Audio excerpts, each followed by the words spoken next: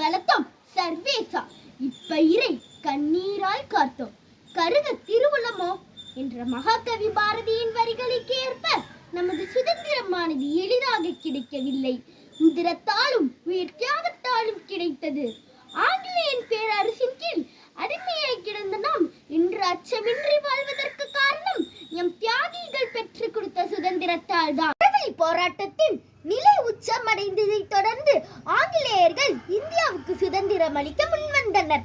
அதன்படி 1947ஆம் ஆண்டு ஆகஸ்ட் 15ஆம் தேதி இந்தியாவுக்கு சுதந்திரம் கிடைத்தது. சுதந்திர தினம் ஒவ்வொரு இந்தியனுக்கும் ஒரு சகாப்தத்தின் தொடக்கத்தை நினைவூட்டுகிறது. அப்படி என்னுள் வந்த ஒரு கேள்விதான், எது சுதந்திரம் என்று. ஆப்ரகாம் லிங்கன் அழகாக ஜனநாயகத்தை பற்றி கூறியிருப்பார். Democracy is the government of the people, by the people, for the people.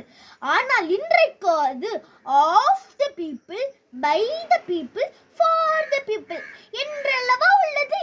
இந்த நிலை மாற அழகான சுதந்திர காற்றை சுவாசிக்க கல்வி எனும் ஆயுதத்தை கையில் எடுப்போம். ஆம், அது ஒன்றே நிரந்தர தீர்வு. 30 கோடி முகமுடையாள், உயிர்மை புறம் ஒன்றுடையாள், இவள் செப்பு மொழி 18உடையாள், எனில் சிந்தனை ஒன்றுடையாள் என்ற மகாகவி பாரதியின் வரிகளுக்கேற்ப சாதி, மதம், மொழி என பல்வேறுபாடுகள் இருந்தாலும் நாம் அனைவரும் இந்தியர்கள் என்பதில் பெருமை கொள்கின்றோம். வலிமை படைத்த பாரதத்தை கைகோர்த்து உருவாக்குவோம். நாட்டின் வெற்றியை ஒவ்வொரு தனி மனிதனின் வெற்றியாக நினைப்போம். வாழ்க பாரதம், வளர்க பாரதம். வந்தே மாதரம்.